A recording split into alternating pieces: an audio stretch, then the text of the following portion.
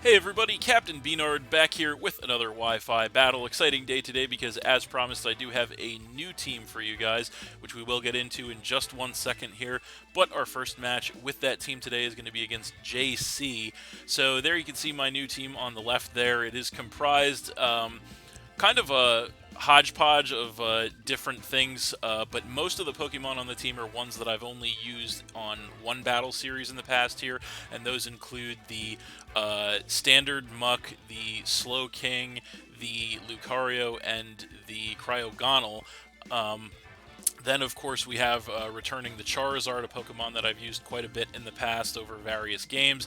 And then one Pokemon we've never used before because it didn't exist up until recently is going to be the Ting-Lu there on the bottom. So kind of an interesting assortment of stuff that I have just thrown together here. So I'm hoping that it can actually work out.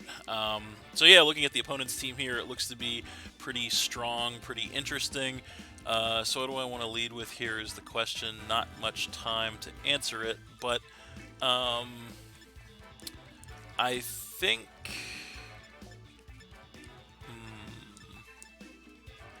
I think we just want to go with the Slow King in this one, actually. And there is a specific reason for that, which I hope is going to actually pan out, but we'll go ahead and see how that works out.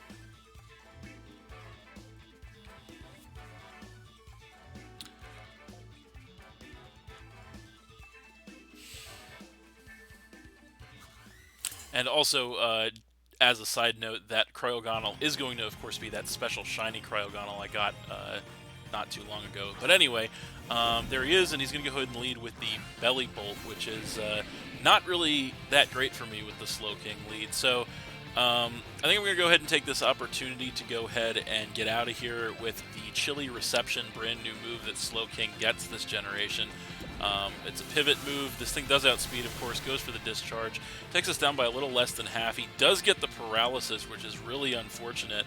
And thankfully, we are not fully powered, so we do get the Chilly Reception off, which essentially is a combination of setting the Snowstorm and pivoting out. So setting the Snowstorm, not super useful for me, other than to erase other weather conditions, but the pivot is, of course, going to be nice because I get the Regenerator and I'm back up to nearly full health. So I think we're going to go ahead and come in with the Ting-Lu at this point, as it does match up pretty well against this thing. So we're going to get the Vessel of Ruin to cut the special attack on this thing. So looking at their team, I feel like getting some hazards up is going to be a good thing, so we're just going to go ahead and go for a Stealth Rock here, as he actually does stay in and go for the Light Screen, which is going to get a special defense increase for all of the Pokemon for several turns, as I do get the Stealth Rock up, which is always nice. So looking at their team, I don't think they have much of anything to get rid of hazards, actually.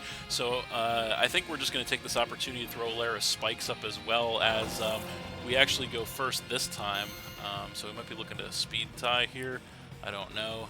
But we get the spikes up, as this thing gets a chilling water on us, which is going to do next to no damage, but it is going to cut our attack, which is bad. So we are just going to heal that damage off with the leftovers almost entirely here.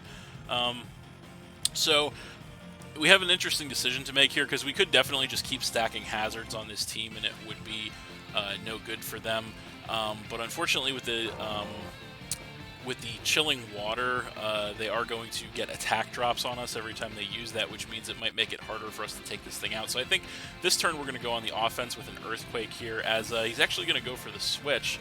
And we'll see what he wants to bring in here. It is going to be the Gengar. So that thing's going to come in and take some Stealth Rock and Spike damage, as we do go for the Earthquake this turn, which is great. I was trying to bring that in for free, thought we were probably going to keep stacking hazards, but no, we do go ahead and take the Gengar out with the Earthquake, and that is going to knock him down to 5, as we are going to regain the rest of our health there with the leftovers. So that is a pretty great turn of events for us. So we will see what he wants to bring in response. So it is going to be the Reveroom. So this thing is going to take spikes and Stealth Rock damage, of course. And so I don't know why he would really bring this in on us unless he's about to Terra. which is very possible here. We could predict the Terra, although that's very risky. Predicting the Terra is always very risky. How do we want to play this is the question here.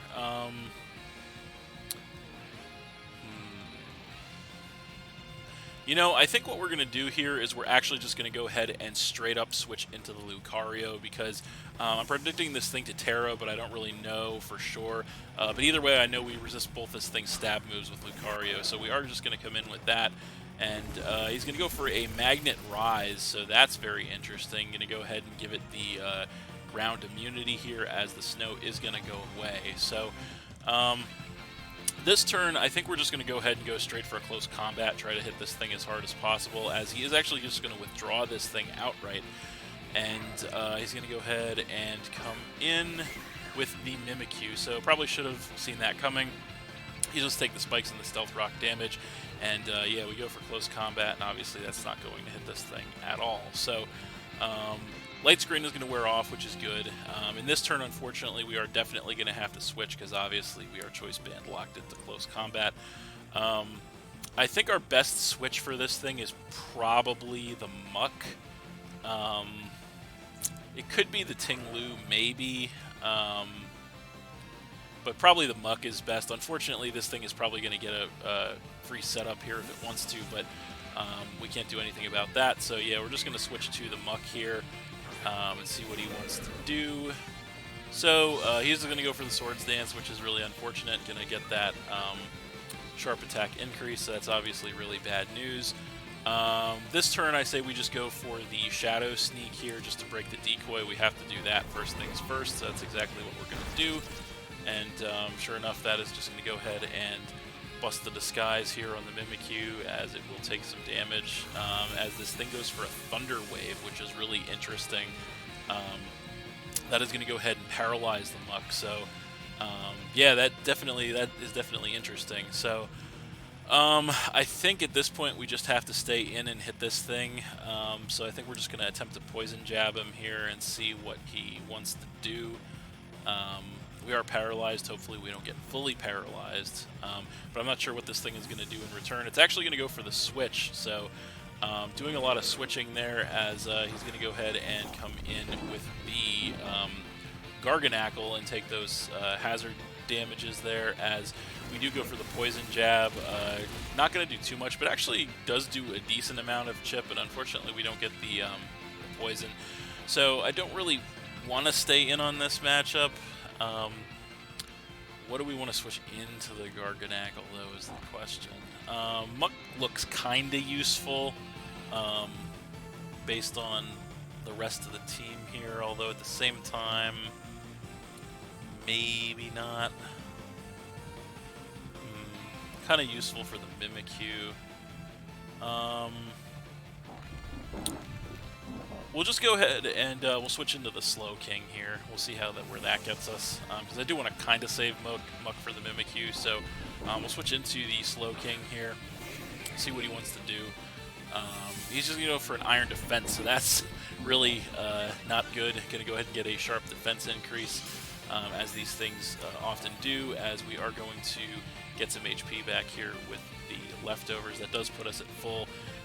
So I say we really just have to try and hit this thing as hard as possible, so we're going to go for a Surf here, as since we are paralyzed, this thing's probably going to outspeed us. Indeed it does. He goes for a Salt Cure, which is going to do not much damage to us, but it is going to do extra damage to us every turn, thanks to the fact that we are a Water type. We hit him with the Surf in return, and that's just going to be enough to go ahead and one-shot this thing outright, which is incredible.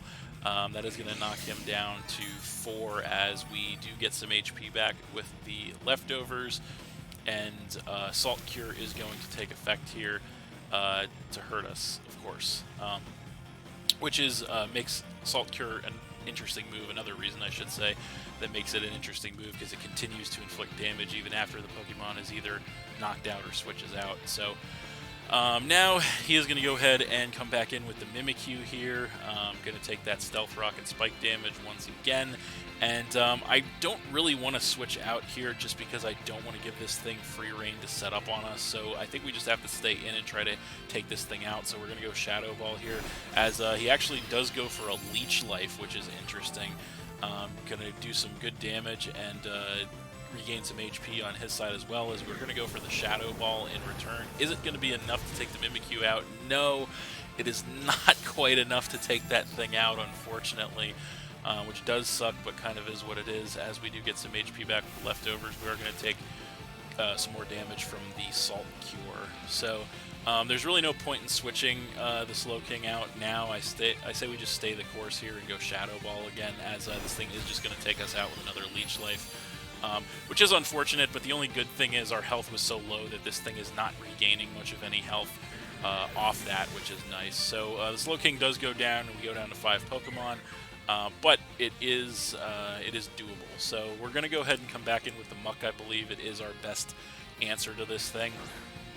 So we could get risky here, although I kind of don't want to.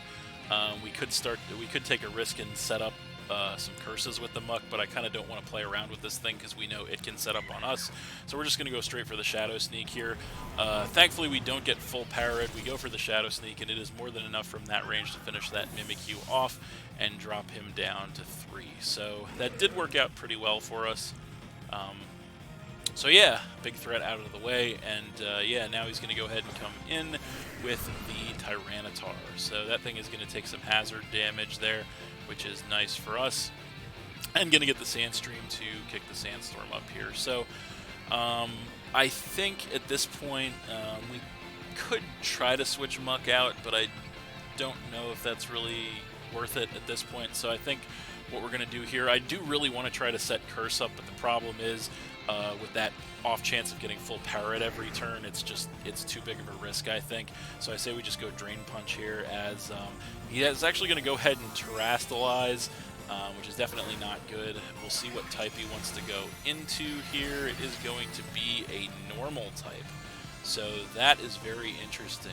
Terra Normal Tyranitar. So he's going to go for the Dragon Dance, so that's obviously bad news for us. Going to set up with that +1 attack and speed here, as we don't get fully parried, thankfully. We go for the Drain Punch, and that is going to do some great damage to this thing, despite the fact that it is no longer double super effective. It still was super effective, as this thing is going to take some sand damage, which is a weird... that's a weird sight to see Tyranitar take sand damage. We also take the sand damage, get the HP recovery with the Black Sludge. I think we just have to stay the course here, I think. So we're just going to stay in and Drain Punch again, as this, as we were going to outspeed. That's interesting, but we get full parried, and he's going to go for the Dragon Tail. That's why. Okay, so going to get some chip damage on us, and of course phase us out here. So that's an interesting one. And we are going to get forced into the Cryogonal. There it is, our special shiny Cryogonal. We do get dragged out here, as we are both going to take some sand damage here. So the Tyranitar is faster than us, but thanks to that Sandstorm damage, its time is limited. So I think this thing is set up. We have to just pretty much stay in here and go for an Ice Beam, so that's what we're going to do.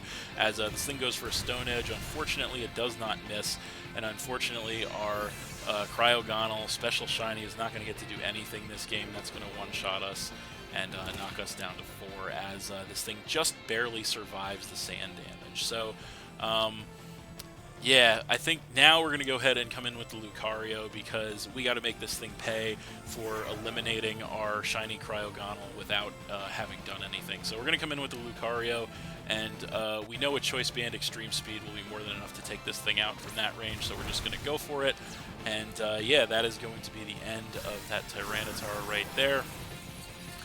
And that is going to knock him down to 2. So that is good news for us, as, yeah, we will see what he wants to bring in response. It is going to be the Belly Bolt once again, so that thing is going to take some hazard damage there.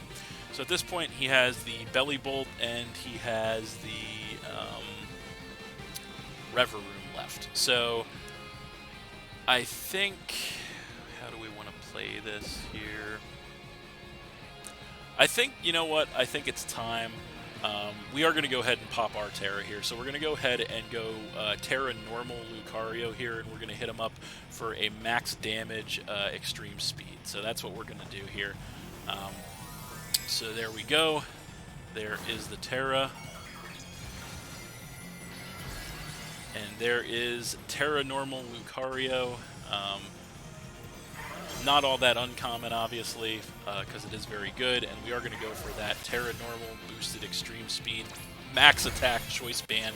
It's still not quite enough to take this thing out, though, as it does trigger the electromorphosis, and he does go for a discharge in return, which does take us down to about a third HP, but we do survive, and from that range, another Terra normal boosted max attack, choice band, you know the drill, extreme speed is going to finish that thing off for sure and knock him down to just one, as the electromorphosis oddly still activates even if this thing gets knocked out, which is weird, but yeah, that's going to knock him down to one. So his last Pokemon is going to be the Reverie. So he's going to come in with that, and I don't think this thing really has anything to hit us with. He does take the hazard damage, which is nice. We are choice band locked into extreme speed here. Part of me just really wants to see how much damage this is going to do. And he could definitely set up. I don't think it's going to KO, but you know what? I think we just go for it here. We're just going to go for it, because why not? As there it is.